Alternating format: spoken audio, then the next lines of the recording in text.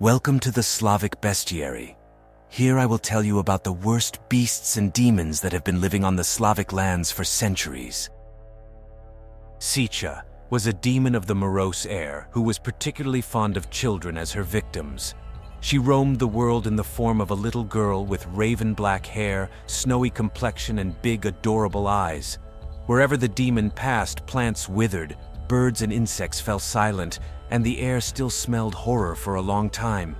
She would attack suddenly, appearing in a village or manor house dressed in a white dress, with a garland of poppies on her head and a steel rod in her hands. She would imperceptibly approach the playing children, and those she touched immediately fell to the ground, dead. The demon then disappeared as silently as she appeared, to look for victims in the next town. Dobrochoczy is a forest demon that once inhabited the inaccessible wildernesses and forests of Podlasie. Although he related rather distrustfully to humans, he was considered as a judge. He never harmed innocent man, and sometimes even helped as needed. For the villains he encountered, he was sometimes merciless and ruthless, punishing them with a painful death. Well, unless these happened to propitiate him with appropriate gifts, such as a slice of bread and a pinch of salt. This did not undermine the authority the demon had among ordinary people. As you can see, the concept of justice was very much in order at the time, and already centuries ago there was a place in it for bribes. In height, the creature always matched to the trees it passed by, which suggests that it could reach up to 30 meters height. This is how tall the tallest pines growing in Slavic forests. Przestęp is a unique creature among folk beliefs, as it originated from the plant world, specifically the cucurbit family. It usually grew innocently, where in due time it would bloom. The intense yellow color of the petals heralded that the fruit would be great for cattle feed or could be eaten by humans. A red flower, on the other hand, meant that the creature would grow into a strange, twisted human that could break out of the ground and escape on its own. To prevent escape, it had to be poured regularly with sugar water. Treated in this way, the plant grew quietly and matured.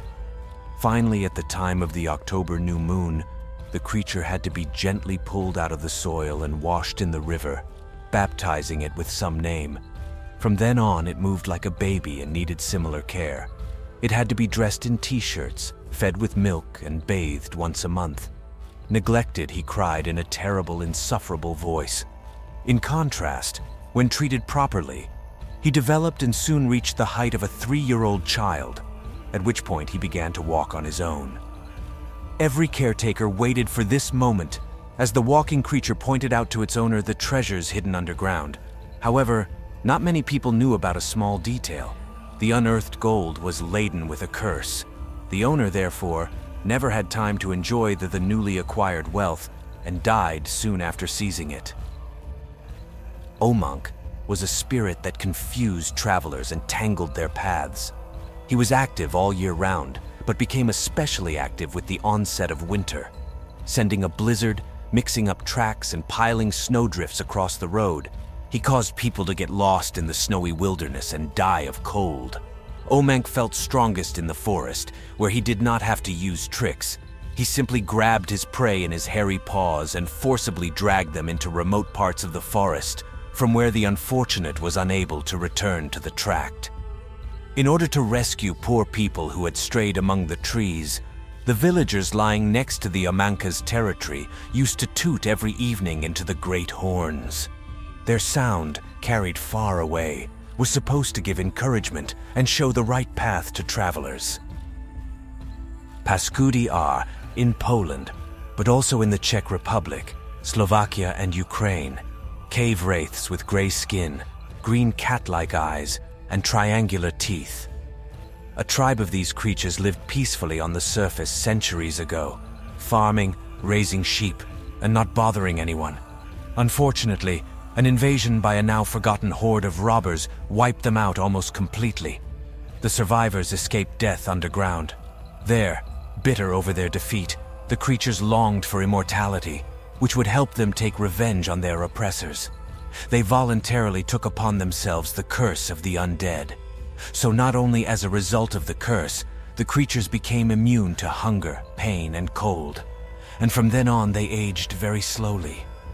Unfortunately, the bodies of the nasties, because that's what they were called from now on, became deformed, scarred, skinny, and sensitive to light. In turn, their minds were poisoned by hatred of everything living.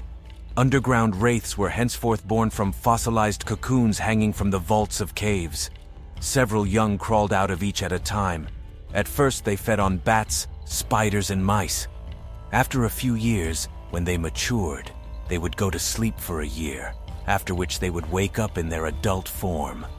Then, whole herds would come into mountain villages at night to suck the warm and nutritious blood from people and animals.